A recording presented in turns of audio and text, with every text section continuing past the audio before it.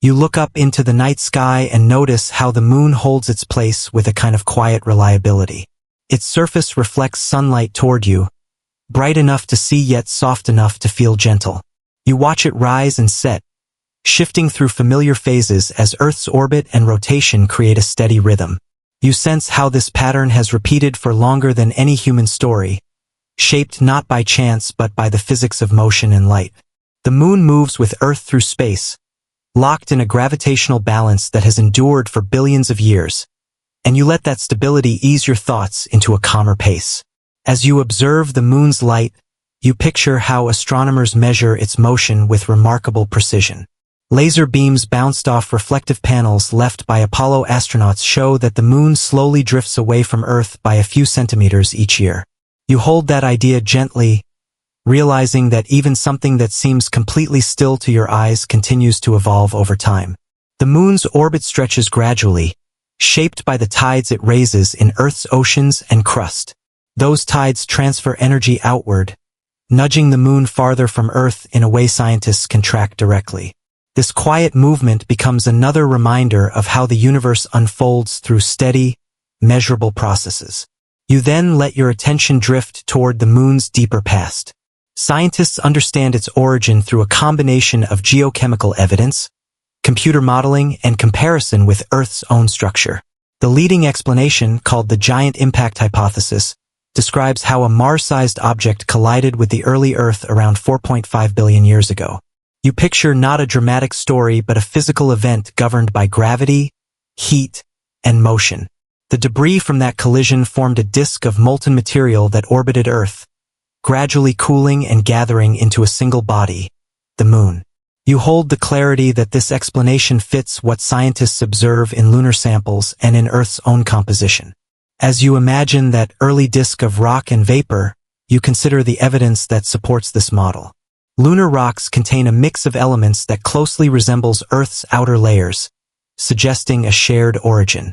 The isotopic signatures, ratios of atoms with different numbers of neutrons, match with striking precision. You let this fact settle in your mind.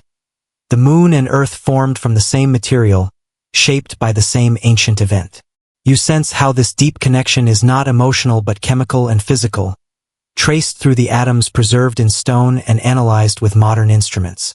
You picture the Apollo missions returning samples from the lunar surface, each one a record of conditions that existed long before life appeared on Earth.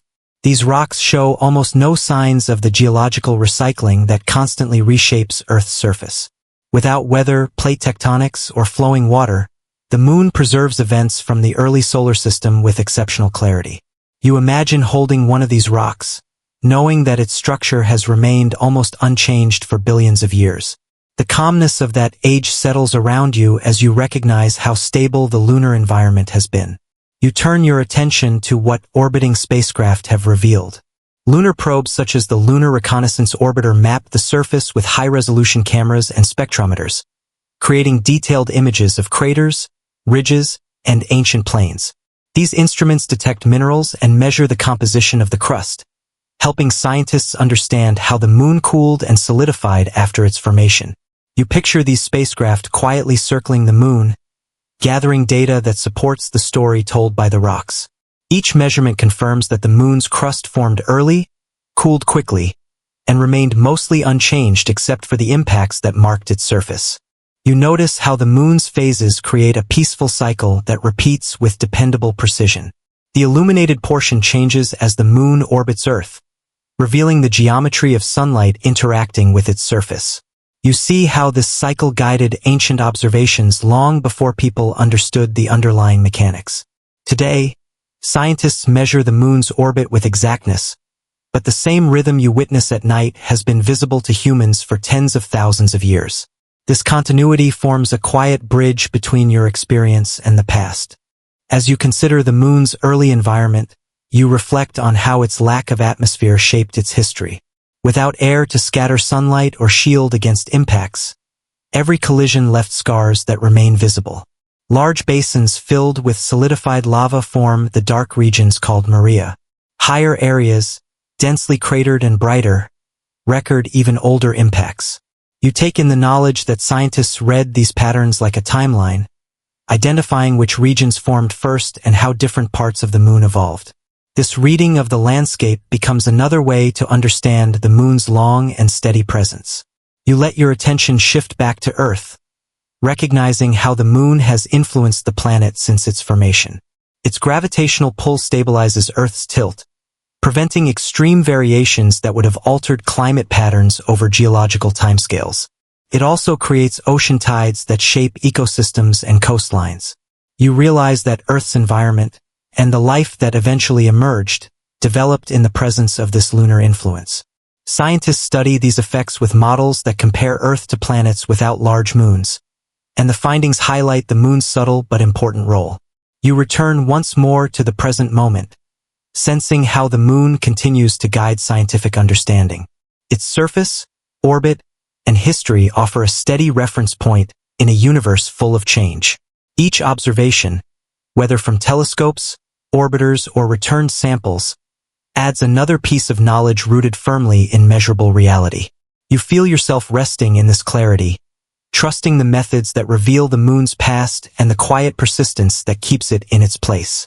As your thoughts settle, you notice how learning about the moon's history naturally opens curiosity about its surface itself. Its craters, plains, and layers that hold records of ancient events waiting to be understood with the same calm attention. You let your attention settle onto the moon's surface, seeing it not as a single uniform expanse, but as a landscape shaped by billions of years of natural processes. You notice how bright highlands rise in broad, rugged areas, while darker plains called Maria stretch across wide basins. Each region reflects sunlight differently, revealing a geological history preserved in rock and dust. As you picture this terrain, you feel the steadiness of its silence, shaped without wind or flowing water, shaped instead by impacts, internal cooling, and time itself. You focus first on the highlands, which cover much of the lunar surface. These areas consist mainly of anorthosite, a light-colored rock rich in plagioclase feldspar. You picture how these highlands formed early, when the moon's surface was still molten. As the outer layer cooled, minerals less dense than the surrounding melt floated upward, creating a thick crust. Over billions of years, constant impacts fractured the highlands, leaving them heavily cratered and irregular. You sense how this old terrain carries the memory of a young moon, still glowing with leftover heat from its formation. Your attention shifts to the Maria, the dark plains that fill large basins. They are smoother than the highlands, with fewer craters, because they formed later when volcanic activity allowed basaltic lava to flow across the surface. You picture these eruptions not as violent fountains but as slow movements of molten rock emerging from fissures in the crust. As the basalt cooled, it created wide, flat plains that absorbed sunlight and became darker than their surroundings. You understand that these Maria mark some of the most significant events in the moon's thermal evolution, long after its early surface solidified. You move your focus across craters of all sizes. Each one formed when a meteoroid or asteroid struck the moon at high speed. Without an atmosphere to burn up incoming objects, the lunar surface records impacts large and small with remarkable clarity. You picture how the energy released by each collision excavated material and sent debris outward in patterns that scientists call ejecta rays. Some rays stretch for hundreds of kilometers, faint but still measurable. You understand how crater counts help determine the relative ages of different regions, providing a timeline built from observable evidence. You notice how the moon's surface is covered by regolith, a layer of fine, powdery material formed by a constant rain of micrometeorites. These tiny particles strike the surface at high speeds, breaking rock into smaller fragments over millions of years. You sense how the regolith varies in thickness, deeper in older highlands and thinner in younger Maria. Instruments carried by Apollo astronauts and robotic landers have measured this layer directly, showing that it can range from a few centimeters to several meters. You let the calmness of this slow, steady process sink in, recognizing how constant but gentle bombardment gradually reshapes the surface. You then consider how solar wind contributes to the moon's surface chemistry. Without a global magnetic field or thick atmosphere, the moon is exposed to charged particles from the sun. These particles implant hydrogen and helium into the regolith, You follow how scientists detect these elements in return samples and use them to understand both lunar processes and solar activity over time. You appreciate how the moon's openness to space provides a direct record of solar conditions, preserved in tiny grains of dust. You bring your thoughts toward the volcanic history of the moon. Although the moon is geologically inactive today, evidence from orbiters and samples indicates that volcanic activity once shaped the surface. Small volcanic domes, sinuous rills, and pyroclastic deposits reveal how lava flowed, pooled, and sometimes explosively erupted. You picture these features not as lively events but as natural consequences of internal heat slowly dissipating. This activity decreased over billions of years, leaving behind the landscape we observe now, stable, quiet, and cold. Your awareness expands to the measurements collected from above. Lunar orbiters use instruments like spectrometers, laser altimeters, and high-resolution cameras to map mineral distribution and topography. You imagine these spacecraft tracing careful paths around the moon, measuring the height of crater rims, mapping basaltic flows, and identifying concentrations of elements such as iron, titanium, and thorium. Each dataset helps build a clearer picture of how the moon formed, cooled, and changed. These measurements also reveal locations where future humans might find useful resources. You reflect on the work of landers and rovers that have touched the surface. The Apollo missions left instruments that measured moonquakes and temperature variations. More recent landers carry cameras that examine dust behavior and drills that sample shallow layers. You hold in your mind how these direct observations complement orbital data, allowing scientists to understand how the regolith compacts, how dust responds to sunlight, and how surface temperatures change during long lunar days and nights. Every measurement adds another layer of clarity to the understanding of this environment.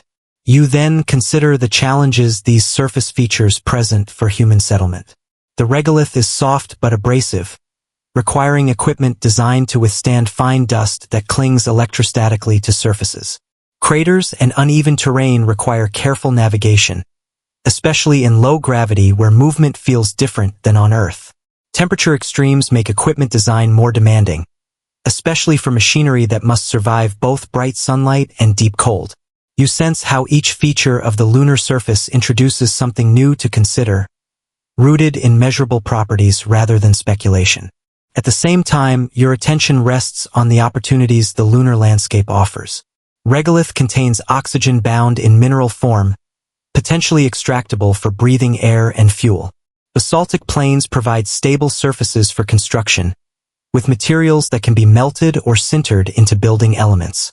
Variations in mineral content may guide where mining and processing are most effective.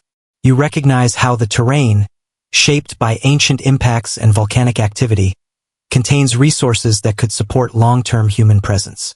Your thoughts settle on the clear, measurable reality of the moon's surface. Every crater, ridge, and plain tells a story grounded in physics, chemistry, and time. Each grain of dust reflects processes that occurred in the absence of air, water, and weather. As you hold this awareness, you sense how understanding the surface becomes the foundation for exploring the moon more deeply.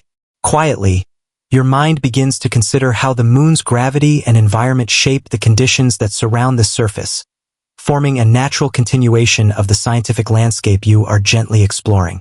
You let your awareness settle on the gentle pull of lunar gravity, a force that is only about 1/6 as strong as the gravity you know on Earth. You feel how your body would weigh less here, not because you have changed, but because the moon's smaller mass creates a weaker gravitational field. You imagine lifting your foot and sensing how much easier it is to move, how each step carries you farther, and how balance feels different without the familiar pull that anchors your movements on Earth. You picture how this low gravity influences everything around you. Equipment would be lighter to handle, yet it would also be more difficult to anchor. Rovers could climb slopes that would challenge Earth vehicles, but they would need careful control to avoid bouncing or sliding unexpectedly.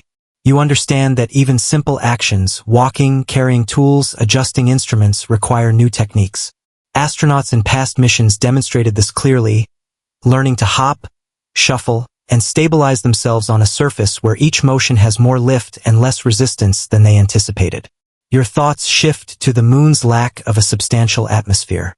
You recall that Earth's air is a mixture of nitrogen, oxygen, and trace gases that scatter sunlight, regulate temperature, burn up small meteoroids, and protect life from harmful radiation. The moon, by contrast, has an exosphere, a thin collection of particles that do not behave like air. These particles rarely collide with one another and offer almost no shielding or pressure. You imagine standing in a place where the sky remains black even in full sunlight, where objects cast crisp, unblurred shadows, and where sound cannot travel from one point to another.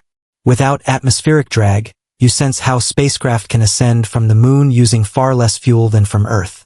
Engines do not need to push against thick air, and vehicles can reach orbit efficiently because the gravitational pull is weaker.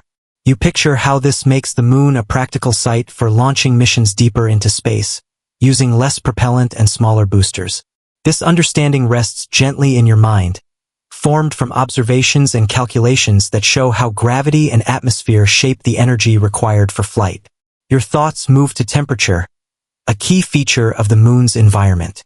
Because there is no thick atmosphere to distribute heat, temperatures vary widely between sunlight and shadow. In full daylight, the surface can reach high temperatures that can heat exposed materials quickly. At night, without a layer of air to trap warmth, the surface cools to extremely low temperatures. You imagine how equipment must be designed to withstand this range, with insulation, heating elements, and materials chosen to prevent cracking or thermal stress. You reflect on how these temperature swings affect human activity. Habitats must remain sealed and climate-controlled. Suits must protect against both heat and cold, balancing layers and systems that manage a person's internal temperature, while also shielding against external extremes.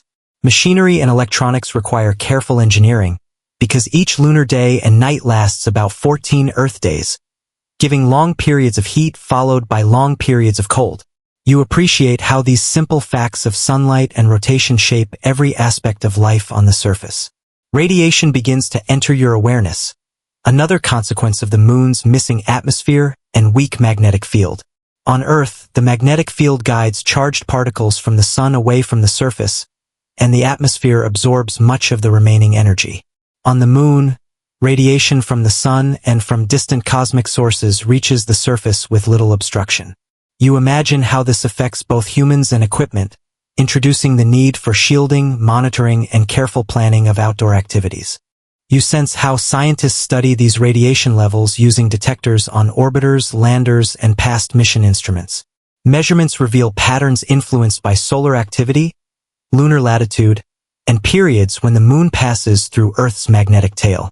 These data show where shielding needs are highest and how habitats might be positioned to reduce exposure. You let this knowledge settle gently, grounded in observable measurements and supported by decades of research. Your attention turns to dust, a small but significant aspect of the moon's environment influenced heavily by the absence of air. Without wind or moisture, dust remains sharp-edged and abrasive. Each grain forms from impacts that shatter rock into tiny fragments. In low gravity, dust can cling to surfaces due to electrostatic charging from sunlight. You picture how this dust lifts slightly during transitions from day to night and how equipment must be designed to limit the effects of abrasion and accumulation. You recall how astronauts described dust on their suits and tools, noting its tendency to stick and its roughness under gloves. Modern landers carry sensors that track dust movement to help engineers design systems that resist contamination. You understand that managing dust is a practical concern, influenced by the unique combination of low gravity, solar radiation, and lack of atmospheric movement. Your mind returns to the experience of moving physically on the moon.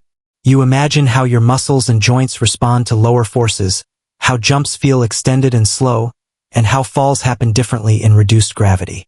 You understand that long-term adaptation requires careful study, because muscle and bone respond to the loads placed on them. Research on Earth and in orbit shows that reduced gravity affects strength and density, giving scientists clues about how to design exercise systems and protective measures for lunar life. Your attention shifts back to technology, recognizing how low gravity and vacuum conditions shape tools and habitats. Pressurized living spaces must be strong enough to hold in air, but do not need to withstand external atmospheric pressure. Thermal control systems must compensate for the lack of convective cooling, relying on conduction and radiation instead. Structures must anchor securely to the ground because lighter equipment can shift during use. Every material, joint, and cable must function reliably in vacuum and broad temperature fluctuation. You let all these elements gather into a complete picture of the lunar environment. Gravity defines how you move. Vacuum defines how you breathe and how machines operate. Temperature defines how you plan each day and each night. Radiation defines how you protect yourself and where you choose to stay. Dust defines how you maintain equipment and surfaces. Each factor remains steady and predictable, shaped not by weather or seasons, but by the moon's fundamental characteristics. As your attention softens, you sense how understanding these conditions becomes essential for life and exploration. The moon offers no surprises beyond what physics predicts, yet its environment requires thoughtful preparation rooted in observation and measurement. In this calm realization, your mind begins to explore how another critical ingredient, water, adds its own scientific significance to the possibility of a sustained human presence. You begin by drifting gently over the moon's polar regions, where sunlight never reaches the depths of the craters. These are places of perpetual darkness, ancient basins that have remained cold for billions of years. The temperature here is so low, colder than Pluto, that any molecule wandering into the shadows becomes trapped forever. As you hover above these frozen pockets, you sense that something precious lies hidden beneath the silence. Water, not in flowing rivers or shimmering lakes, but locked away as ice mixed into the soil. You follow the journey of discovery as scientists first suspected its existence. Early hints came from spacecraft that noticed unusual patterns in neutron emissions, patterns suggesting hydrogen. You imagine the moon as a quiet body absorbing cosmic rays. These rays strike the surface and scatter neutrons upward. If hydrogen is present, it slows these neutrons down. Orbiters with neutron spectrometers measured these subtle differences, noticing that polar regions reflected fewer fast neutrons. To your mind, this pattern becomes a whisper. There is water here. Next, you watch as spectrometers scan the lunar surface, looking for specific wavelengths of light absorbed by water molecules. Even though direct sunlight does not reach the shadowed craters, instruments could detect reflections from the crater walls or measure infrared signatures as the spacecraft passed above. You picture the data as a series of gentle curves on a graph, each dip revealing the telltale fingerprint of H2O or hydroxyl. As these measurements accumulate, your understanding deepens. This is not a single clue, but a chorus, multiple instruments from different missions all pointing to the same conclusion. You move closer, imagining yourself floating just above the floor of a permanently shadowed crater. The landscape is rough and jagged, shaped by ancient impacts. Here, the regolith is mixed with grains of water ice, scattered like dustings of frost. Some patches may contain pure chunks of ice hidden beneath a thin layer of soil. Others appear as chemical bonds within minerals. The discovery is not a simple revelation but a layered understanding. Water exists in varied forms, each carrying different promises and challenges for future explorers. You follow the implications with calm curiosity. First comes the most basic and profoundly human use, drinking water. In a hostile environment where humans cannot survive without a constant supply, having water available on the moon changes everything. You imagine future settlers using automated systems to heat the icy soil, capturing the vapor, condensing it, and storing it in clean reservoirs. The process is simple in concept but demanding in engineering, requiring energy, machinery, and careful planning. Yet the idea brings a sense of relief, an oasis in a barren world. Then you turn to oxygen production. Water is not just something to drink. It can be split into hydrogen and oxygen using electrolysis. You imagine a habitat glowing softly with machinery that quietly separates the molecules, releasing breathable oxygen for life support. In your mind, the oxygen becomes more than a gas. It represents independence. Each liter produced reduces the burden of launching supplies from Earth, bringing humanity one step closer to sustainable living beyond its home planet. Hydrogen, too, carries immense value. When combined with oxygen, it forms a potent rocket fuel.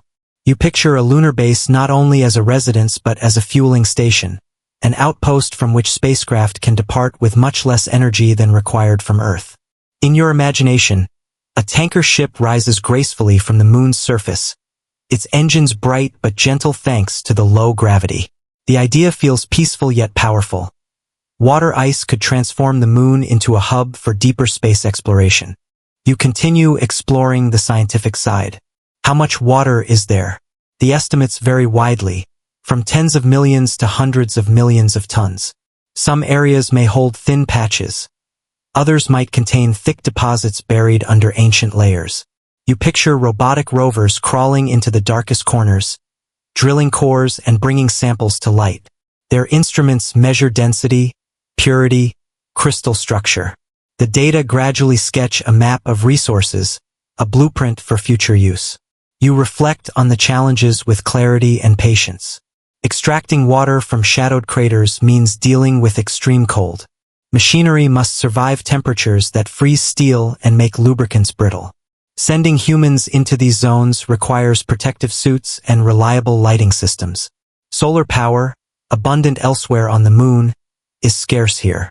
You imagine nuclear-powered rovers humming softly as they navigate the darkness, their warmth a comfort against the chilling emptiness.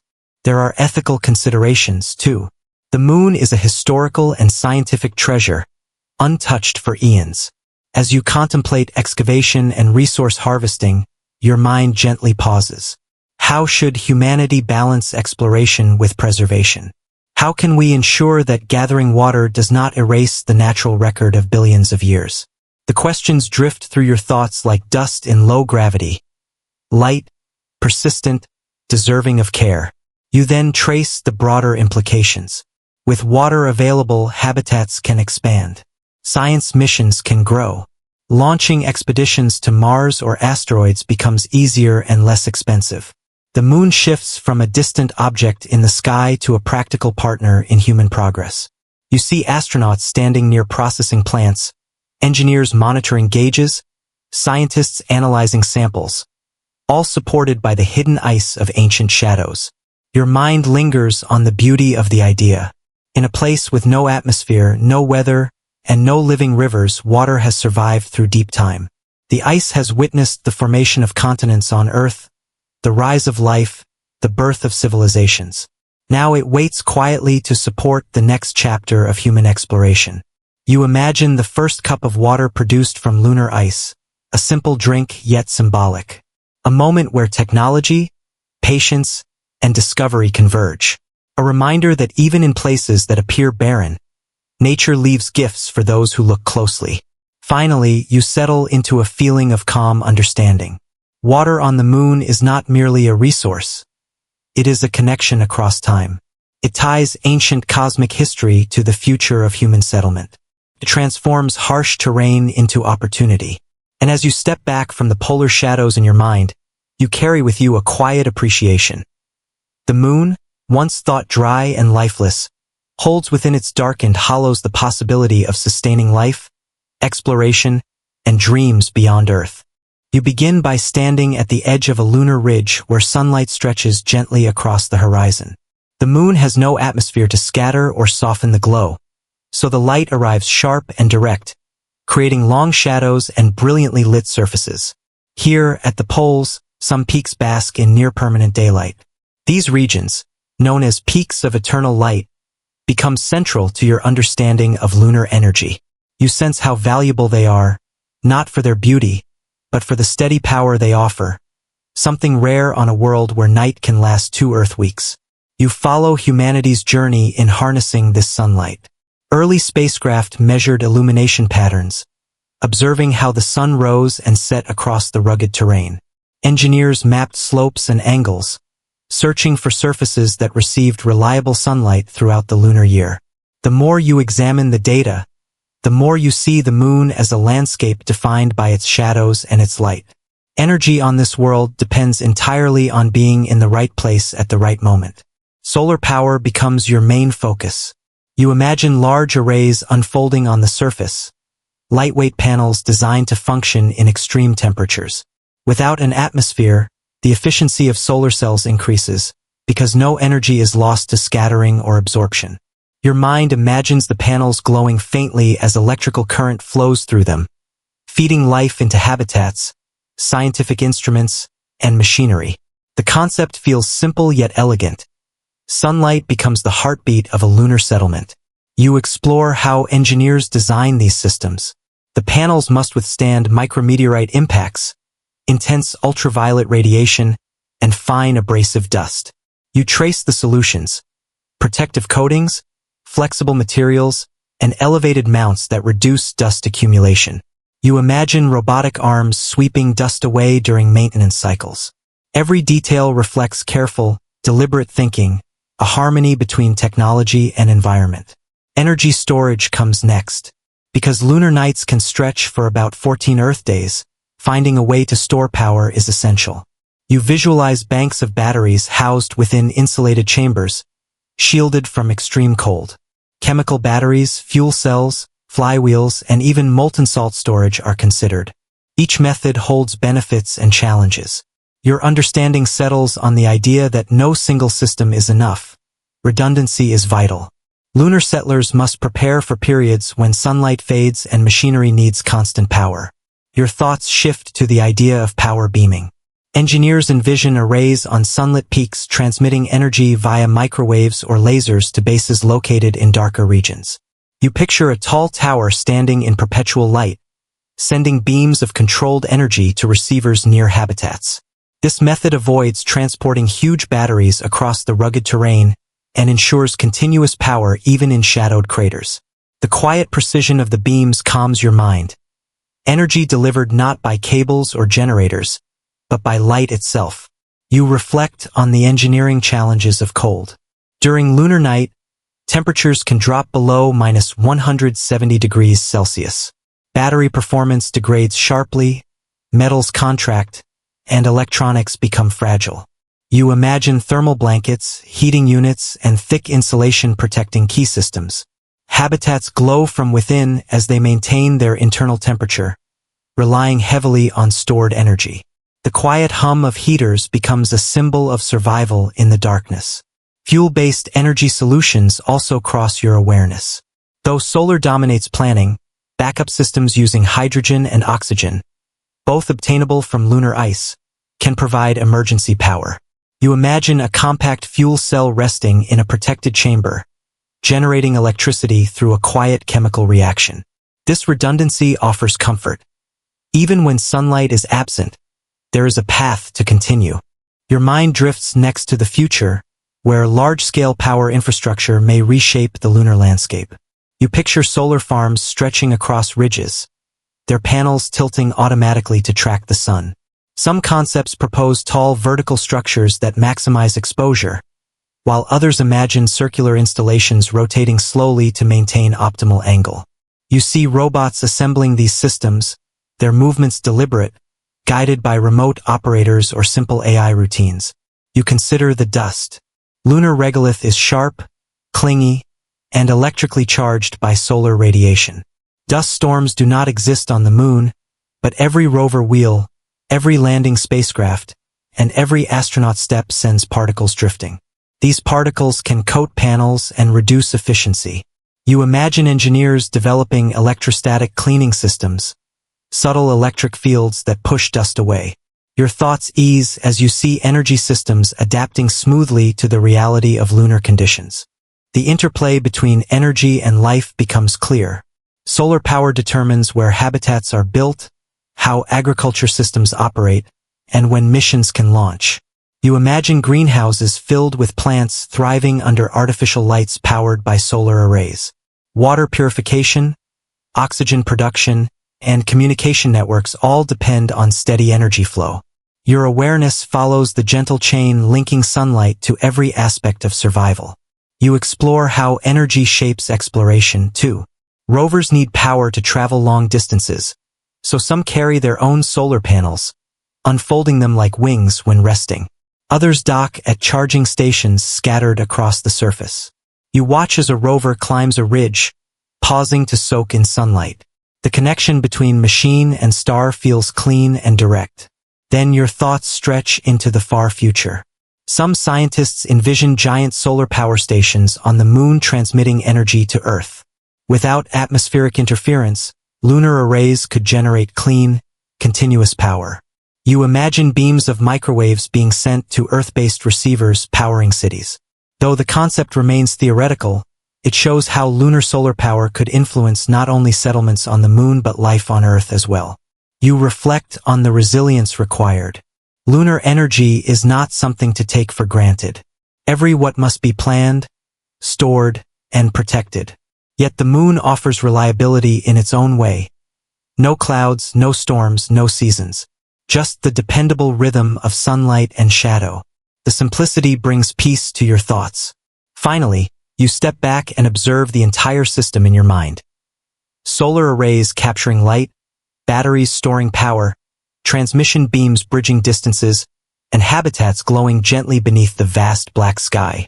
The moon becomes a place where sunlight, pure, sharp, and unfiltered, supports human presence.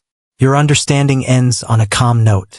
Energy, once a limitation, transforms into a path toward survival, stability, and exploration, lighting the way for humanity's future beyond Earth.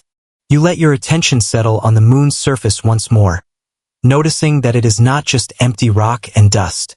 Every crater rim, every basaltic plain, every layer of regolith contains materials that can support human presence. You follow the path of in situ resource utilization, the practice of using what is already on the moon rather than transporting everything from Earth. Your mind appreciates the quiet logic. The moon itself offers the tools to build, survive, and thrive.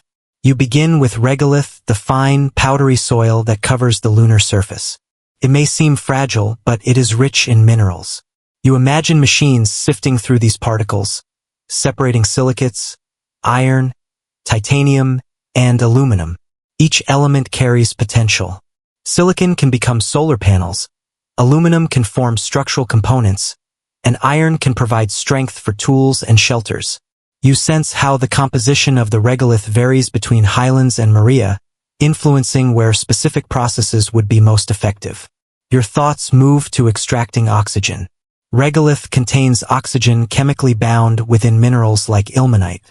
Using heating or chemical reduction, oxygen can be released for breathing or combined with hydrogen to produce fuel. You picture carefully calibrated furnaces, glowing softly as they heat dust to hundreds of degrees. Electrochemical cells hum quietly, separating molecules with precision. The process is slow but steady, transforming raw lunar soil into life-sustaining gas. The simplicity and reliability of the chemistry bring calm assurance. You notice the metals embedded in the soil. Titanium, iron, and aluminum appear in small but usable concentrations. You imagine robotic systems melting and shaping these metals, forming beams, plates, and pipes. Techniques like 3D printing and additive manufacturing allow construction directly on the moon. You follow a gentle scene of machines layering molten regolith to build walls and domes, carefully measuring each addition. The moon itself becomes a workshop, a source of both raw materials and finished components. You consider shielding against radiation. Without a substantial atmosphere, lunar settlers need protection from cosmic rays and solar particles. Regolith itself provides a solution. You picture habitats partially buried or encased in soil, the dust and rock absorbing high-energy particles. Layers of several meters reduce exposure dramatically. You sense how practical this approach is, relying on materials already present and avoiding the need to transport heavy shielding from Earth. Your awareness drifts to how thermal insulation can be achieved with local materials. Regolith, compacted or sintered into blocks, has low thermal conductivity. You imagine walls that buffer the extreme swings of lunar day and night, keeping internal temperatures stable. You feel how scientific planning turns the harsh environment into a manageable one, using the very dust of the moon as a natural protector. You explore the variety of regolith further. Some areas contain small quantities of glass beads formed from ancient impacts. These beads are strong and durable. You picture experiments in which they are combined with metals to create composites. These materials could form tools, structural elements, or protective panels. Your mind appreciates the combination of creativity and practicality, guided by measured properties rather than guesswork. You turn to construction techniques. Sintering regolith with concentrated sunlight, or using microwaves to fuse particles, produces solid building blocks. You imagine rows of robotic arms carefully laying these blocks, slowly forming walls, roads, or landing pads. Each layer is uniform, tested for strength, and integrated into a broader plan for a sustainable settlement. You sense the calm rhythm of methodical progress, the quiet effectiveness of working with materials that are already present. Water, discovered in polar craters, complements resource utilization. Hydrogen extracted from ice can combine with locally derived oxygen to produce fuel. You imagine small depots where fuel is stored, ready to power landers, rovers, or return missions. The moon becomes not just a destination but a supply station for energy and propulsion. Your thoughts trace the interconnection between materials, fuel, and life support, understanding the quiet efficiency of using the environment intelligently. You reflect on historical studies and experiments. Lunar simulants on Earth mimic regolith, allowing engineers to practice excavation, processing, and construction before stepping onto the actual surface. You picture laboratories where regolith is tested for sintering, melting, and chemical reactions, ensuring that methods are effective before being deployed in the harsh lunar environment. This preparation reduces risk and increases confidence, grounding human activity in measurable science. You follow the logic of 3D printing, where regolith is combined with small amounts of polymer or binder to form structures. You see intricate walls emerging layer by layer, each precise and uniform. The process is quiet and deliberate, suited to the slow pace of lunar settlement. You appreciate how additive manufacturing minimizes waste and makes construction in low gravity more feasible, reducing dependence on Earth-based supply chains. You consider the benefits of local resource use beyond construction. Tools, spare parts, and replacement components can be fabricated on site. Your mind envisions a small workshop where engineers monitor printers, calibrate machinery, and produce everything from brackets to equipment housings. The moon's soil is not just a passive surface. It is transformed into a functional, living system supporting daily life. You imagine the psychological impact of using local materials. Settlers working with regolith, seeing structures emerge from dust, experience a tangible connection to the environment. Each wall built, each shielded habitat completed, reinforces confidence in survival. You sense the quiet satisfaction of creating stability from raw elements, a rhythm that blends science, engineering, and care.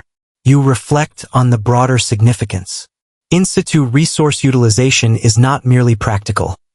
It is essential for long-term sustainability. Transporting everything from Earth would be costly and limiting. By harnessing the moon's own materials, humans can build larger habitats, expand research facilities, and develop infrastructure that supports growth. You see a subtle, unhurried transformation. The moon evolving from a distant object into a platform for life, powered by its own rocks and soil.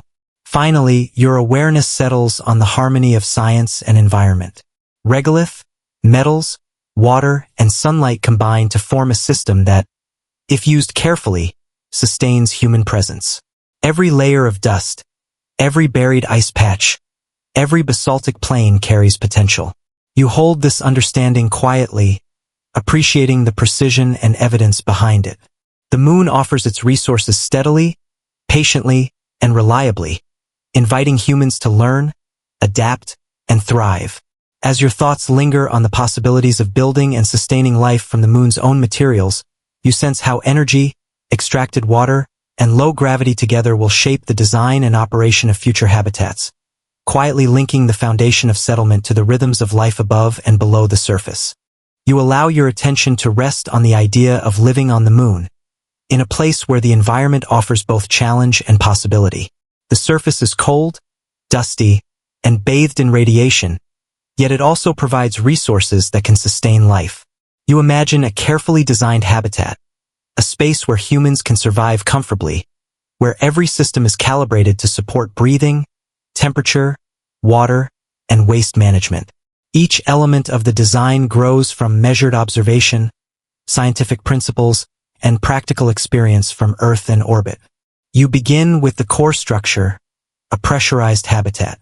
Without an atmosphere to breathe, living spaces must hold air, maintain pressure, and provide protection against the vacuum outside. You picture walls thick enough to withstand internal pressure, yet insulated to stabilize temperature. The materials might be derived from lunar regolith, metals processed on site, or imported composites. Your mind notes the balance between strength and flexibility, ensuring that the habitat remains safe while allowing movement, expansion, and adaptation. Next, you consider air circulation and life support. Oxygen must be replenished, carbon dioxide removed, and humidity regulated. You see scrubbers filtering CO2, sensors monitoring levels, and fans circulating air evenly throughout each module. Water vapor, exhaled by humans or evaporated from sinks and showers, is captured, condensed, and recycled. The atmosphere inside the habitat is carefully maintained, ensuring that every breath is safe, comfortable, and consistent with Earth-like conditions. Temperature control becomes a focus of your awareness. Solar radiation warms the habitat during daylight hours, while lunar nights plunge the surface into extreme cold. You imagine heating systems, insulation layers, and temperature sensors that adjust automatically. Energy from solar arrays or stored batteries flows gently through the infrastructure, maintaining a stable internal climate. Walls and windows are designed to minimize heat loss while letting in light when desired. Every detail is rooted in thermal physics, translating measured extremes into manageable, predictable conditions. Radiation protection is equally critical. Outside the habitat, cosmic rays and solar particles strike unimpeded. You picture layers of regolith forming berms around modules, or covering them entirely, absorbing harmful energy. Internal walls may contain additional shielding materials, and strategic placement of living and working spaces reduces exposure over time.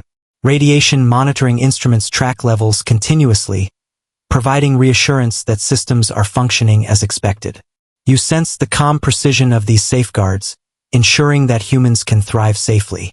Water supply and recycling occupy your thoughts next. Water sourced from polar ice is purified, filtered, and distributed. Gray water from sinks and showers is treated for reuse, forming a closed-loop system. You imagine small storage tanks maintaining constant pressure, while plumbing networks distribute the water throughout the habitat. Every faucet, every showerhead, every appliance is part of a carefully monitored cycle, designed to minimize waste and maximize efficiency. The system is quiet, dependable, and measured, allowing inhabitants to focus on living and working rather than worrying about scarcity. Food production becomes another layer of the habitat's design. You picture hydroponic gardens, LED lighting tuned for photosynthesis, and nutrient delivery systems that sustain plants without soil. Crops grow in modular trays, monitored with sensors for moisture, nutrient balance, and growth rates. You see small robots adjusting light intensity, watering, and pruning, maintaining a steady rhythm that ensures continuous food supply. The cycle is self-contained, scientifically precise, and gently calming, providing nourishment while reinforcing connection to the environment. Waste management follows a similar pattern of careful design. Solid and liquid waste is treated and reused whenever possible. Biological processes convert some material into compost for crops, while others are stabilized and stored for removal or repurposing. You picture automated systems sorting, sanitizing, and recycling waste with exacting precision. The flow is quiet and predictable, reflecting the controlled and deliberate nature of life on the moon. Your mind notices the importance of redundancy and reliability. Every life support system has backups. Air scrubbers have spare units, water pumps have duplicates, and power is supplied through multiple channels. Sensors monitor performance continuously, providing alerts for anomalies.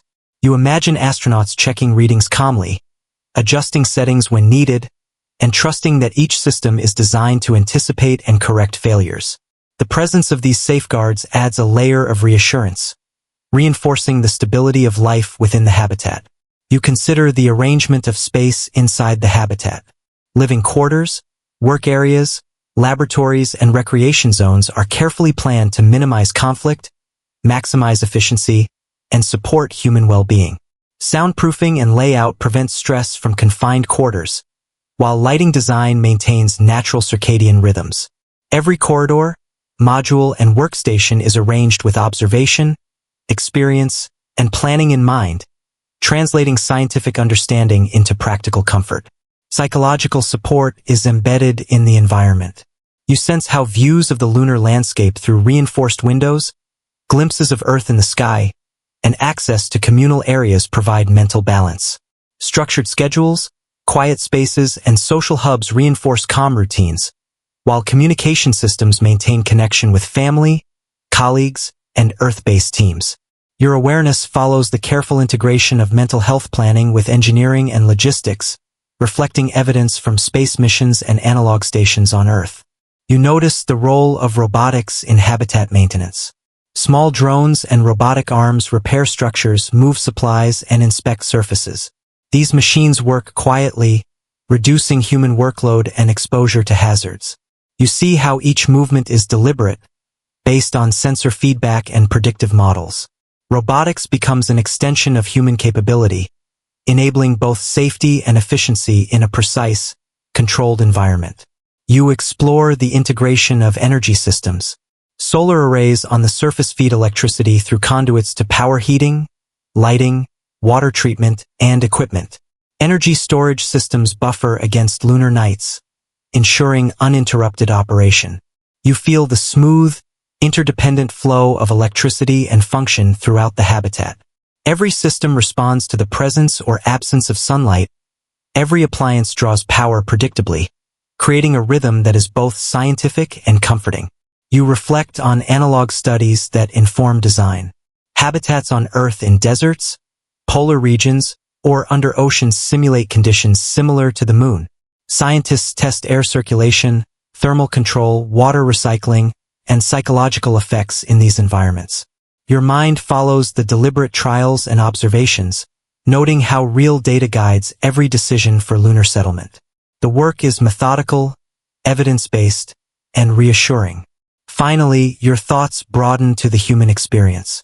You imagine waking each day inside this carefully balanced system, moving through rooms designed to support life, working and exploring safely, and resting under stable conditions. Every breath, every sip of water, every plant growing in the garden is part of an orchestrated plan, grounded in observation and tested science. The calm certainty of structure and preparation allows attention to shift toward curiosity, discovery, and learning. As your awareness lingers, you sense how these life support systems, carefully integrated with energy sources, water, and construction techniques, provide a foundation not only for survival but for thriving. In this quiet understanding, the Moon transforms from a barren, distant landscape into a place of possibility, a world where humans can live, grow, and prepare for the broader exploration of space. You let your attention glide over the Moon's surface, noticing the vast plains, jagged craters, and gentle slopes. Each feature shapes the way people and equipment can move, reminding you that lunar transportation is as much about careful planning as it is about engineering. Unlike on Earth, low gravity and the absence of atmosphere create unique conditions that simplify some tasks while complicating others. You sense the quiet logic behind every design, the rhythm of motion guided by physics and careful measurement. You begin with surface rovers, the primary mode of mobility for explorers. These vehicles are small but robust, designed to navigate loose regolith, steep inclines, and cratered landscapes. You imagine their wheels or tracks conforming to the soil, gripping the surface despite dust and rocks. Suspension systems absorb shocks from uneven terrain, allowing passengers and equipment to remain stable. Each journey is deliberate, calculated to minimize risk while covering distance efficiently. You observe the rover's energy sources. Most rely on solar arrays, their panels angled to capture maximum sunlight during the lunar day. Some carry batteries or fuel cells for extended operations in shadowed regions. You picture engineers monitoring energy consumption, plotting routes to include periods of recharging, and ensuring that no rover is stranded far from power. The systems feel quiet and predictable, designed to maintain continuity without constant human intervention. You note the advantages of low gravity. At approximately 1/6 of Earth's, the Moon allows vehicles to carry heavier loads with less energy. Launching small crafts or cargo into lunar orbit requires far less fuel than from Earth. You imagine a rover ascending a gentle slope, carrying supplies for a distant habitat, its engine humming lightly, conserving energy while moving efficiently. The simplicity of motion in low gravity brings a sense of calm and possibility. You turn to hoppers, specialized vehicles capable of short, controlled hops over obstacles. They operate much like small vertical landers, using thrusters to lift off and set down softly. You picture these machines crossing craters or uneven terrain that wheeled vehicles cannot navigate. Each hop is calculated with precision, accounting for gravity, surface composition, and trajectory. You sense the quiet elegance of this approach, motion adapted to the environment rather than imposed upon it. Orbital transport adds another layer. Small spacecraft ferry supplies and personnel between the surface and lunar orbit. You follow a scenario in which a lander departs from a base, rising gently with low-thrust engines, reaching a stable orbit to rendezvous with a cargo or crew vehicle. The process is deliberate and measured, following the laws of orbital mechanics.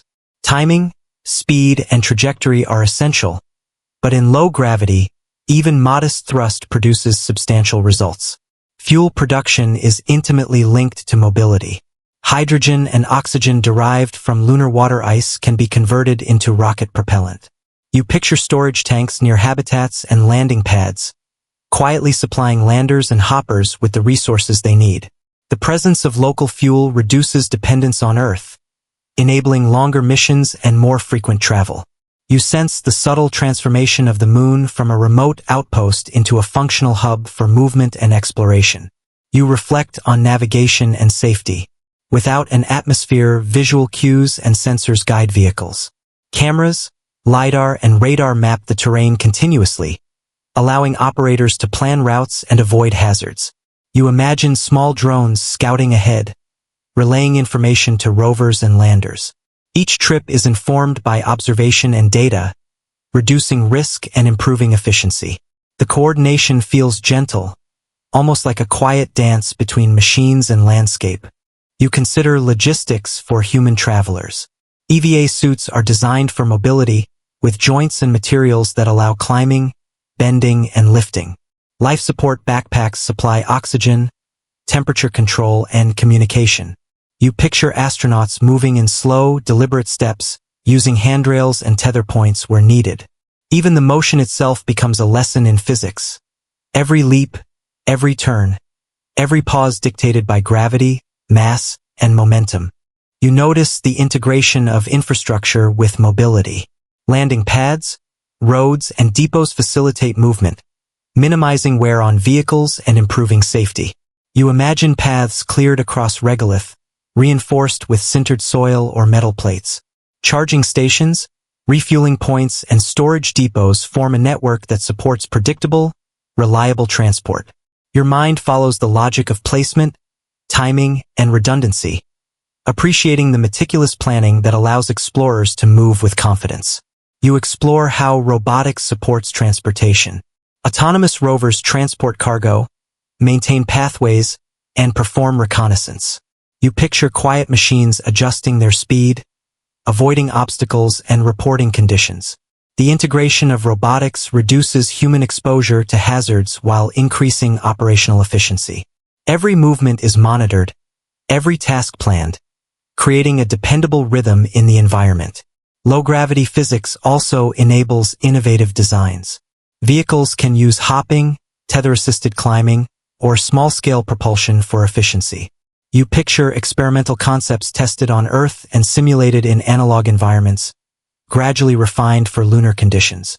Engineers apply measurements, models, and iterative testing to ensure that each mode of transport functions reliably. The careful application of science transforms apparent limitations into opportunities. You consider the human experience of lunar travel.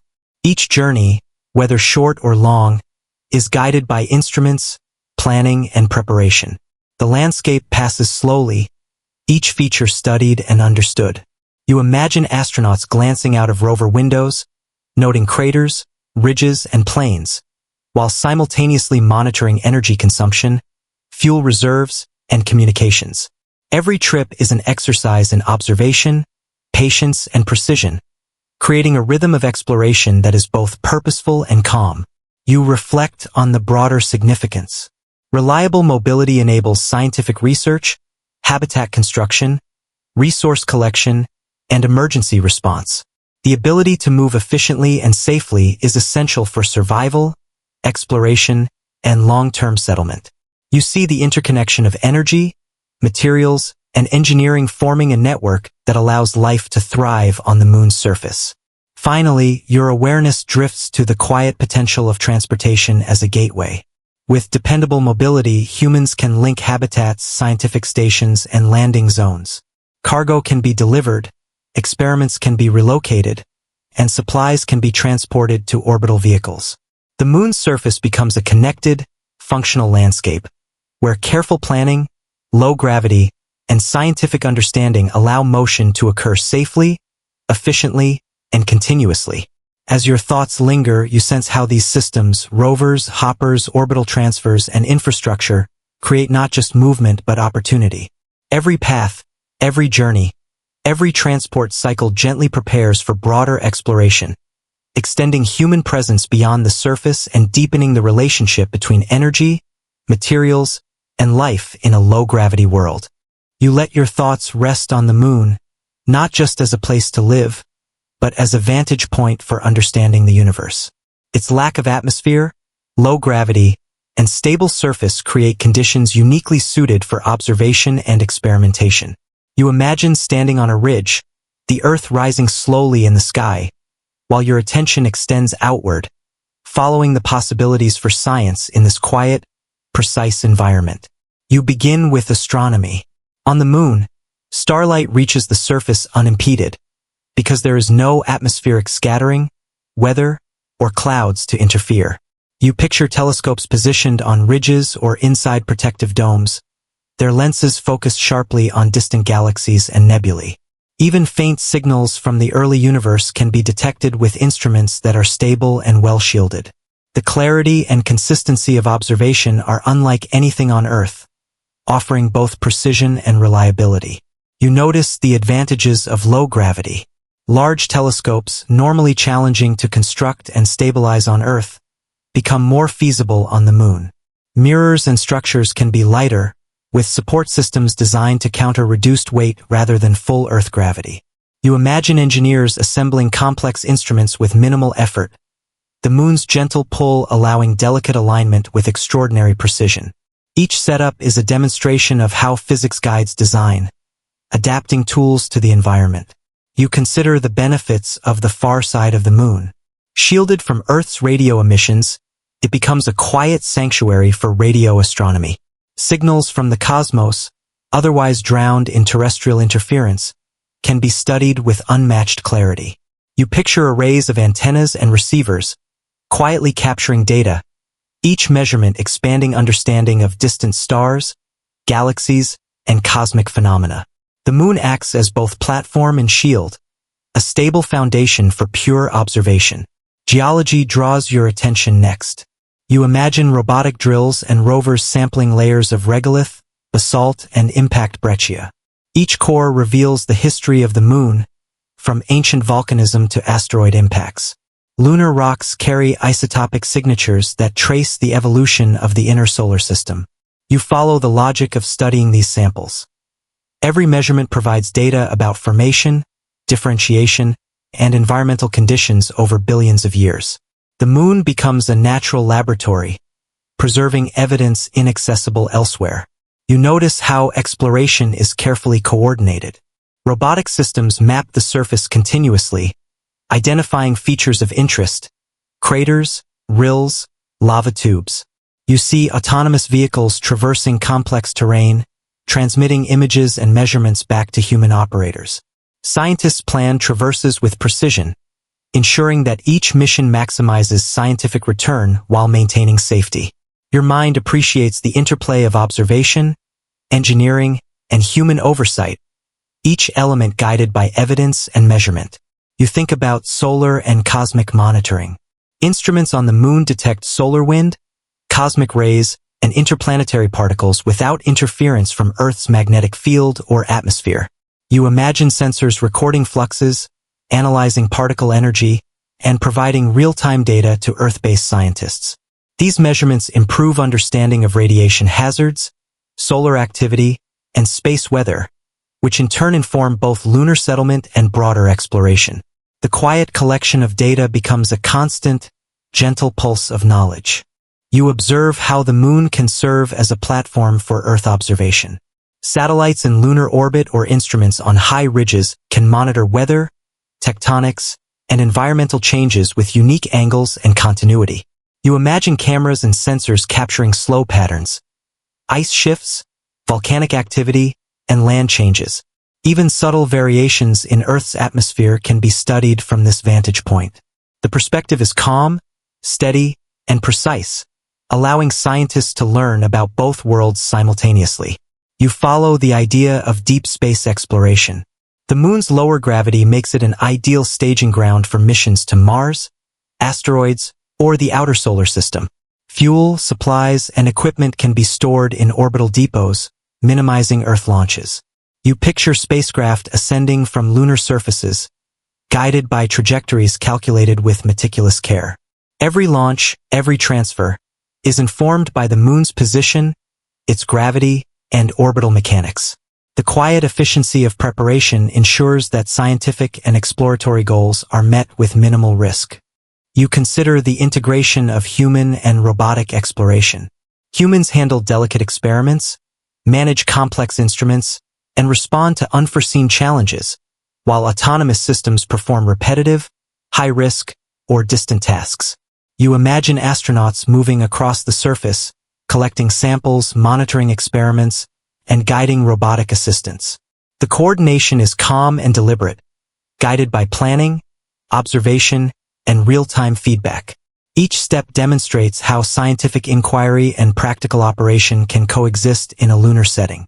Your thoughts drift to communication networks. High-frequency transmitters, satellites, and relay stations provide constant data flow between the moon and Earth. You visualize images, measurements, and telemetry streaming steadily, analyzed immediately for anomalies or discoveries. The process is invisible but essential, allowing humans to monitor experiments, adjust instruments, and interpret findings from millions of kilometers away. Communication becomes a gentle link, connecting the moon's surface to a global scientific community. You notice how lunar laboratories can complement orbital stations. Experiments that require low gravity, reduced interference, or unique conditions benefit from surface deployment. Your mind follows the logic of situating physics experiments, chemical studies, and material tests in stable environments. Each installation is carefully placed, energy and resources are managed, and data is transmitted back continuously. The moon's surface acts as both laboratory and observatory, providing a setting where science can progress in ways impossible elsewhere. You reflect on the potential for discovery. Each measurement, each sample, each observation builds layers of understanding. The moon preserves the history of impacts, volcanic activity, and solar radiation, offering insights into processes that shaped not only this small world, but also Earth and the broader solar system. Your mind lingers on the thought that careful observation, combined with reliable infrastructure and steady human presence, can reveal truths about planetary formation, cosmic evolution, and fundamental physics. Finally, your awareness expands to the subtle rhythm of lunar science. Observations follow the moon's rotation, sunlight defines working hours, and communication cycles dictate data flow. You sense the harmony between environment and activity, a system where science unfolds methodically, reliably, and peacefully. Knowledge is gathered steadily, without rush, with precision guiding every choice. The moon's surface, in its quiet persistence, provides a foundation for exploration that is both calm and profoundly informative. As your thoughts settle, you sense how the moon's vantage point, stable surface, and unique environment create an extraordinary laboratory. Every experiment, observation, and measurement prepares humans to understand both the moon and the cosmos more deeply, linking energy, mobility, and infrastructure into a system that supports exploration, knowledge, and continuous discovery. You allow your awareness to rest on the human body and mind, considering how life on the moon would interact with an environment very different from Earth. Low gravity, higher radiation levels, isolation, and confinement present subtle but important challenges. You sense the need for careful planning, relying on scientific evidence from astronauts, analog habitats, and medical research to understand how humans adapt and what measures support well-being. You begin with low gravity. At 1/6 of Earth's pull, the musculoskeletal system experiences reduced stress, which can lead to muscle atrophy and bone density loss over time. You picture astronauts performing daily exercise routines using resistance bands, stationary bicycles, or treadmill systems designed for low gravity. The movements are deliberate and slow, emphasizing stability, strength maintenance, and careful monitoring. Your mind follows the rhythm of routine as a vital countermeasure, ensuring that each muscle group and bone receives consistent stimulus. Cardiovascular function also adjusts in response to reduced gravity. Blood distribution changes, sometimes causing lightheadedness or diminished heart efficiency. You imagine specialized equipment that monitors heart rate, blood pressure, and circulation during both rest and activity. Data is recorded continuously, analyzed for trends, and used to adjust exercise, nutrition, and work schedules. The approach is methodical, evidence-driven, and reassuring, demonstrating how biology responds predictably when guided by careful observation. Radiation exposure is another critical concern. The moon lacks a protective magnetic field or thick atmosphere, so cosmic rays and solar particles strike freely. You visualize habitats shielded by layers of regolith, water, or specialized materials, absorbing harmful particles. Personal dosimeters track exposure for each individual, providing data for long-term health planning. You sense the quiet vigilance required, relying on physics, engineering, and biology to protect the body over extended periods. Temperature and pressure fluctuations can also affect health. Lunar days and nights produce extreme temperature changes, while habitats maintain controlled pressure. You imagine sensors that monitor internal conditions, adjusting heating, cooling, and air circulation automatically. Even small deviations are accounted for, maintaining a stable environment for physiological function. The careful regulation allows the body to operate in a familiar, safe range, reducing stress on multiple systems. Nutrition and hydration form another essential layer. You picture hydroponic gardens producing fresh vegetables, supplemented by stored or transported food. Water, filtered and recycled, ensures consistent hydration. Nutrient intake is monitored scientifically, balancing calories, electrolytes, vitamins, and minerals. You sense the gentle structure of routine, meals timed and measured, supporting both physical health and psychological stability. Nutrition, though simple, becomes a foundation for resilience. Sleep cycles require special attention. Without a natural day-night cycle, circadian rhythms can shift, affecting alertness, mood, and metabolism. You imagine adjustable lighting systems that simulate Earth-like day and night, gradually changing in intensity and color temperature. Sleep schedules are planned and reinforced with quiet routines, allowing the mind and body to rest predictably. The rhythm of sleep becomes a stabilizing force, aligning physiology with daily activity. Psychological effects are equally important. Isolation, confinement, and separation from Earth can produce stress, anxiety, or depression. You picture structured social interactions, communal areas, and opportunities for private reflection. Scheduled communication with Earth, recreational activities, and mental exercises provide stimulation and maintain cognitive function. You sense the integration of mental health into daily life, where planning, structure, and supportive design minimize stress and encourage calm focus. Team dynamics are crucial.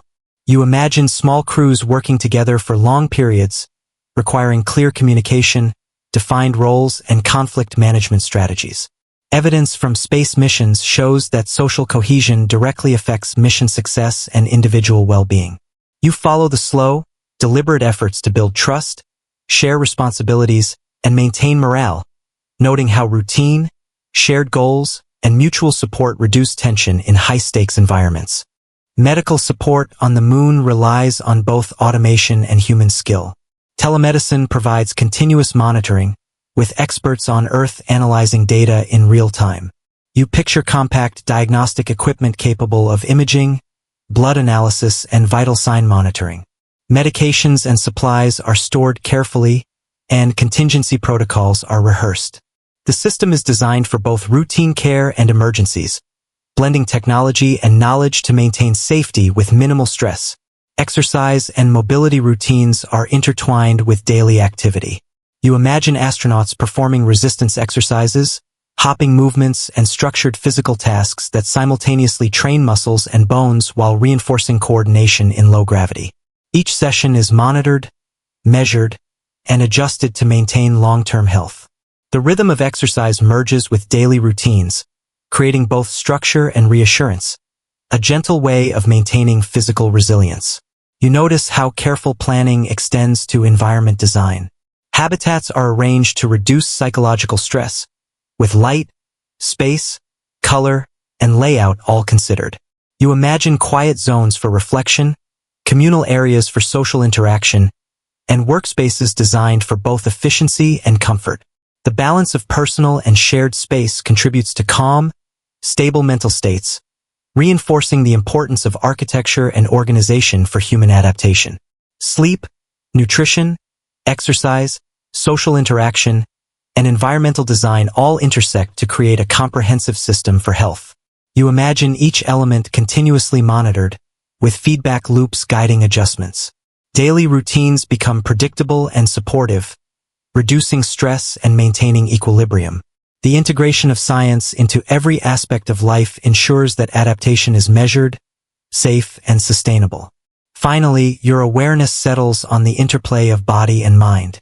Physiological responses to low gravity, radiation, and environment are guided by careful observation, preventive measures, and continuous adaptation.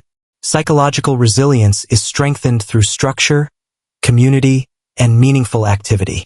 You sense the quiet balance achieved when evidence-based practices, careful monitoring, and thoughtful design work together. Life on the moon, while demanding, can be safe, manageable, and even calming when supported by science and preparation. As your attention lingers, you sense how human physiology and psychology on the moon are not separate challenges but part of a continuous system. Every choice, from habitat layout to exercise timing, from shielding design to social routines, contributes to resilience. The harmony of body, mind, and environment quietly prepares humans to thrive, laying the foundation for long-term presence and exploration. You allow your thoughts to rest on the systems that guide human activity on the moon, considering how rules, collaboration, and ethical frameworks shape safe, sustainable habitation. Unlike Earth, the lunar environment requires careful coordination and agreed-upon norms to ensure that every action supports life, science, and long-term settlement. You sense the quiet logic of planning, organization, and responsibility, where structured agreements allow human presence to unfold predictably and safely. You begin with governance structures. No single nation can claim the moon, and international treaties establish legal boundaries for activity. You imagine councils, committees, and scientific boards coordinating operations, approving research, and managing shared resources. Rules for landing, construction, and exploration ensure that human activity does not create conflict or risk. Your awareness follows the flow of agreements, reminding you that structure is essential for cooperation in an environment where errors carry high stakes. Collaboration becomes your next focus. You picture international teams working together on habitats, rovers, and experiments. Information, equipment, and personnel are shared when necessary, guided by clear agreements and protocols. Coordination across languages, cultures, and scientific disciplines requires careful planning. You sense the quiet effectiveness of mutual understanding, where each participant contributes skills and knowledge for the collective good, minimizing redundancy and maximizing safety. You notice the role of property and resource management. While ownership is limited under international law, use rights and operational control must be defined. You imagine maps designating zones for mining, research, habitation, and landing. Tracking systems monitor resource allocation, ensuring that water, regolith, and energy are used efficiently. The system is precise, transparent, and accountable, creating trust and reducing potential conflicts. Ethical considerations shape every decision. The moon is a shared celestial body, and actions taken by humans have lasting consequences. You reflect on minimizing environmental disruption. Dust and debris are contained, impacts are calculated, and energy systems are designed to avoid contamination.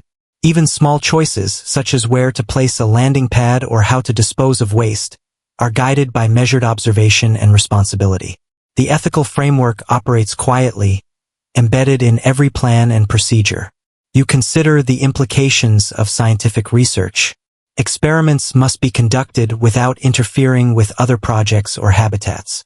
Data sharing is carefully managed, ensuring transparency while protecting intellectual property.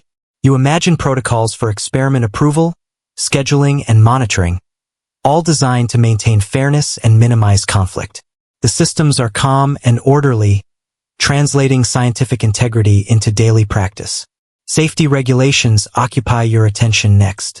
Transportation, construction, radiation exposure, and life support systems are all governed by established standards.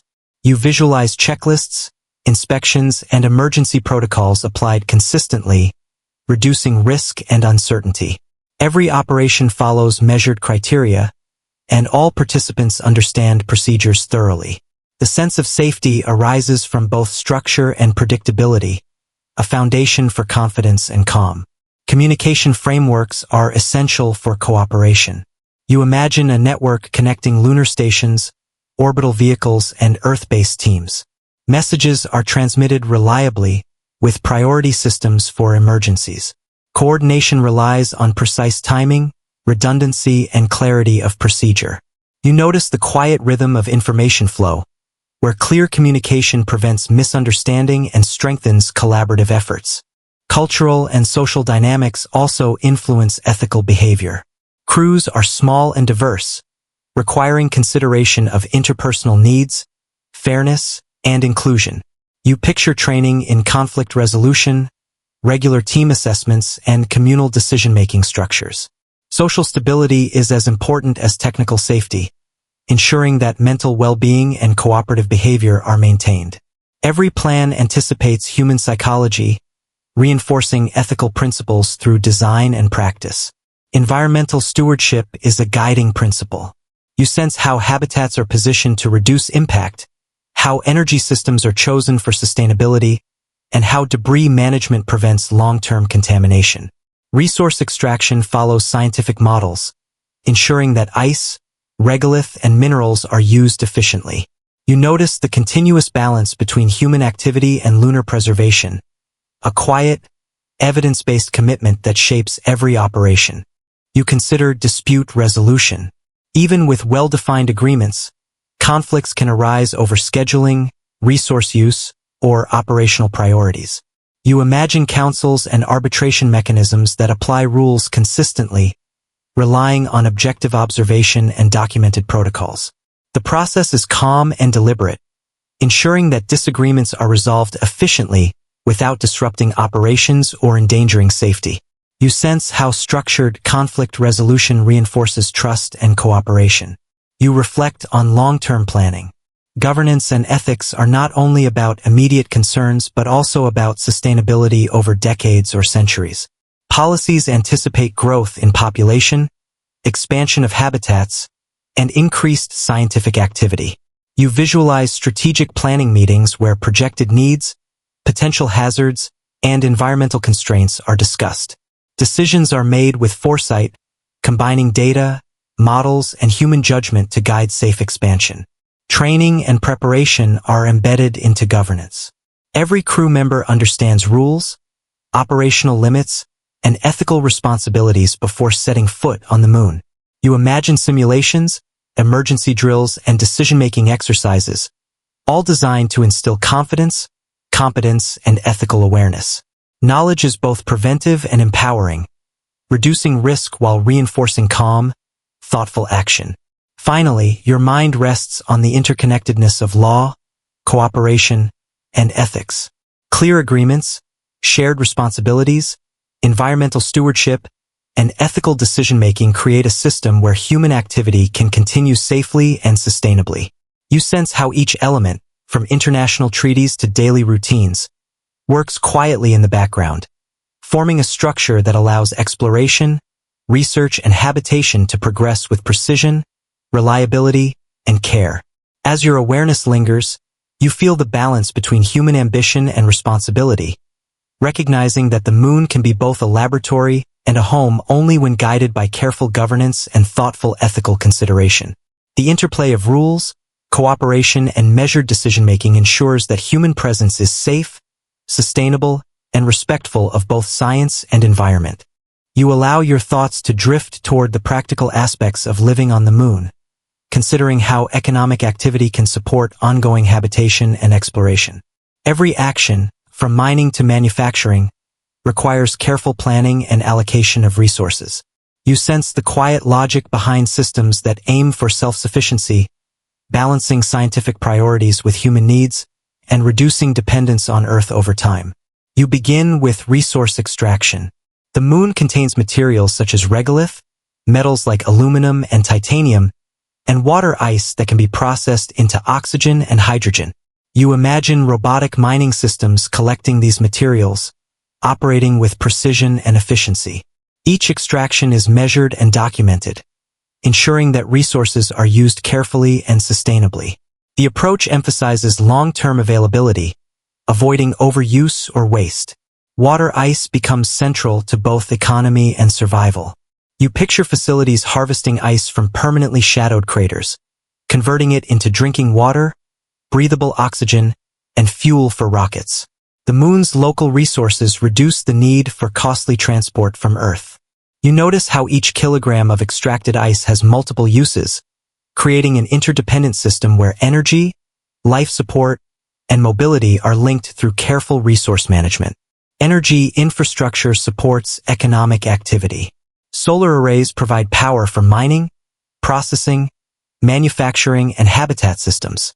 Batteries and energy storage allow work to continue during lunar nights or periods of low sunlight.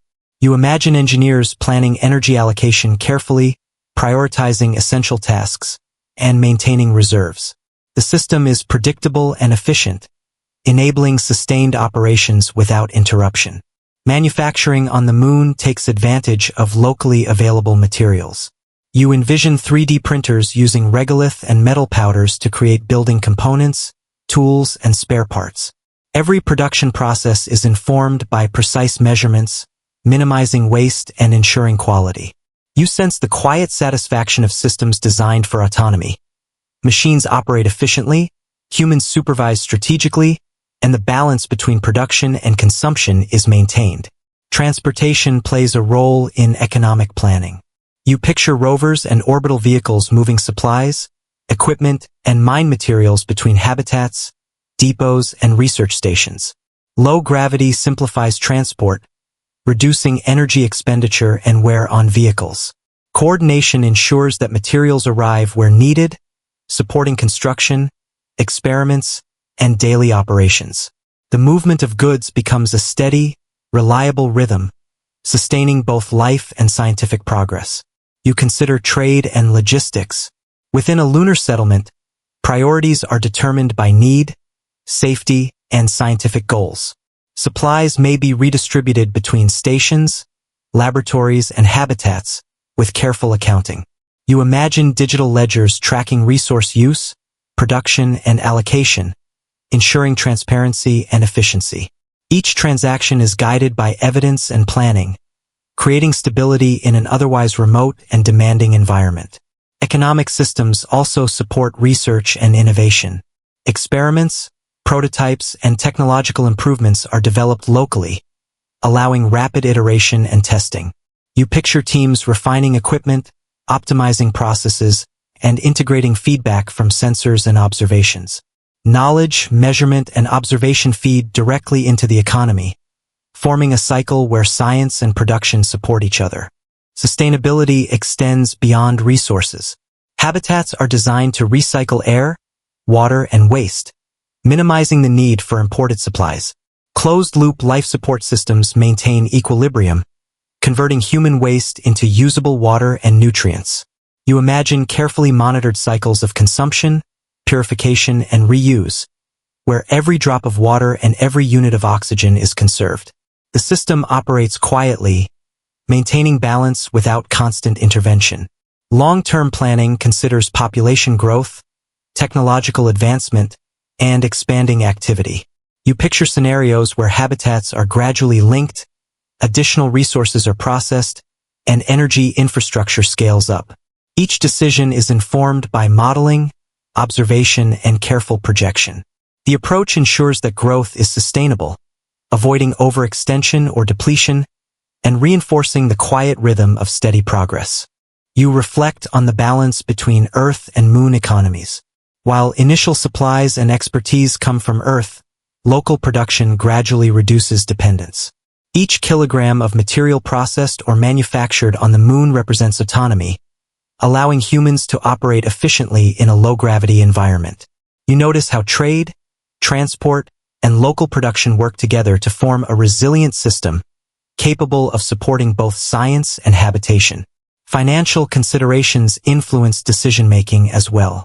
You imagine the careful evaluation of cost, time, energy, and risk for every project.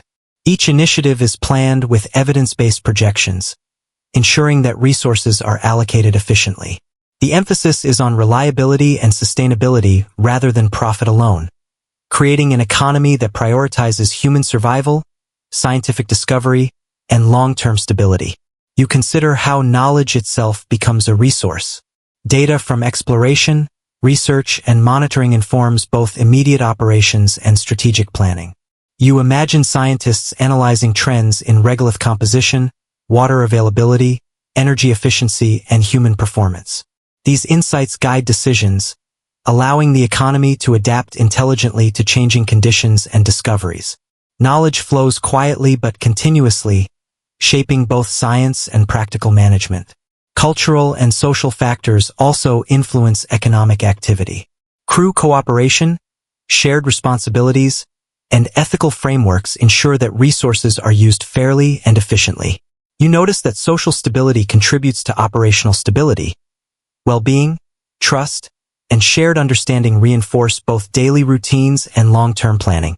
Economic systems function smoothly when social and ethical principles are embedded into everyday life.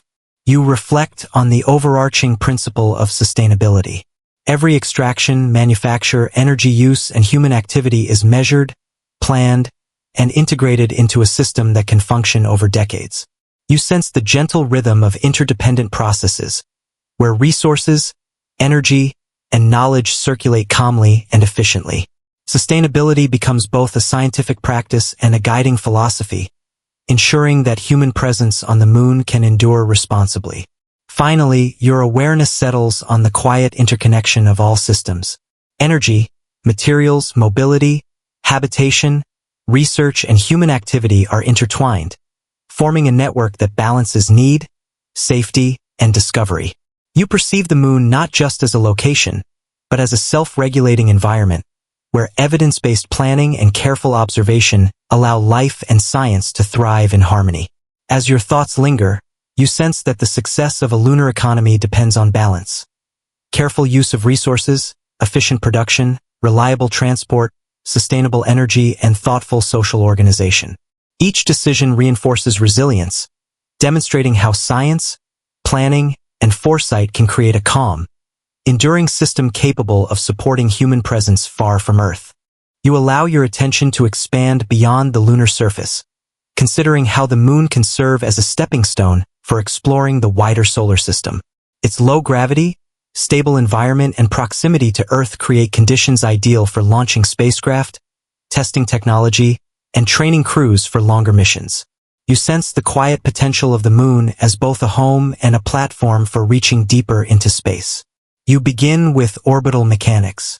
Launching from the moon requires significantly less energy than from Earth because its gravity is only 1/6 as strong. You picture spacecraft ascending with smaller rockets, using less fuel, and reaching orbit with precise trajectories. Orbital paths around the moon can be carefully calculated, allowing satellites, fuel depots, and crewed missions to connect efficiently. The simplicity of low-gravity launch conditions provides both opportunity and safety, reducing risk while conserving resources. You consider fuel depots on the lunar surface and in orbit.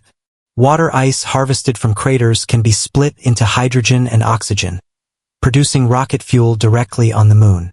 You imagine storage tanks carefully shielded and temperature-controlled, supplying propellant for spacecraft destined for Mars, asteroids, or the outer planets. Each depot forms a reliable node in an extended network, enabling missions that would otherwise require far larger launches from Earth. You sense the quiet efficiency of this system, where local resources directly support interplanetary travel. Staging and assembly take on new meaning in a lunar context. You picture spacecraft components arriving from Earth or being manufactured on the moon, assembled in orbit or on the surface. Crew and cargo can be staged strategically, with precise timing and coordination ensuring that each element is in place before departure. The moon's surface provides stability for delicate assembly tasks that would be more complex under Earth's higher gravity. You notice how careful planning and measurement make these operations smooth and reliable. The moon also offers a laboratory for testing long-duration missions. Life support systems, radiation shielding, and habitat design can be evaluated under real conditions, providing data for journeys to Mars or beyond. You imagine crews practicing procedures, monitoring physiological responses, and refining technologies. Each test is methodical, data-driven, and focused on gradual improvement. The moon becomes a living classroom, allowing humans to learn, adapt, and prepare without venturing immediately into the hazards of deep space. You reflect on scientific research supporting space travel. Precise observations of orbital dynamics, radiation flux, and lunar surface conditions inform both mission planning and spacecraft design. You imagine teams modeling trajectories, optimizing fuel use, and testing landing strategies. Every calculation is grounded in physics, every decision supported by data.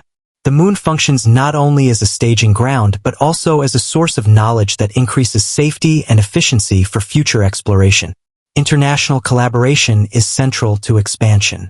You envision multiple nations sharing infrastructure, data, and resources, coordinated through agreed-upon protocols. Fuel depots, communication networks, and orbital platforms operate collaboratively, reducing redundancy and increasing reliability. You sense the calm logic of cooperation, where common goals and shared knowledge allow humanity to reach further, more safely, and with greater efficiency. Safety remains a guiding principle.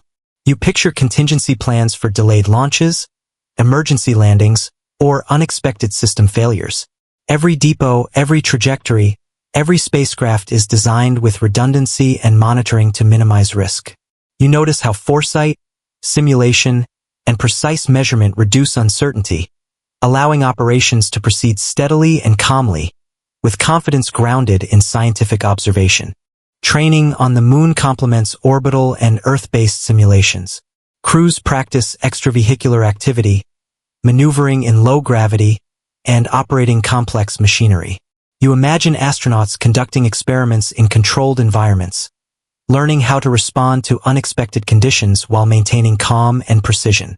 Each session builds competence, confidence, and resilience, ensuring that humans are fully prepared for longer, more distant missions. You follow the logistical chain that extends from Earth to the moon and beyond. Supply missions, crew rotations, fuel transfers, and data links are orchestrated with precision. You picture automated scheduling systems, monitoring tools, and decision-making protocols that keep the entire operation synchronized. Every element, from raw materials to crewed missions, fits into a carefully calibrated system, designed to minimize risk and maximize efficiency. Scientific observation continues alongside operational activity. Lunar-based telescopes, solar observatories, and radio arrays function continuously, feeding knowledge into both research and exploration. You imagine measurements of cosmic radiation, solar wind, and interstellar phenomena being used not only for science but also for mission planning. Data informs shielding requirements, trajectory choices, and crew protection, integrating knowledge directly into operational decisions. You consider the psychological advantages of staging from the moon. Crews are closer to home than in deep space, able to communicate with Earth with minimal delay. The environment provides a stable platform for both work and reflection, allowing humans to adjust gradually to isolation, confinement, and distance from home. You sense how carefully managed routines, reliable systems, and predictable conditions create both safety and comfort, essential for extended missions. Resource efficiency is fundamental.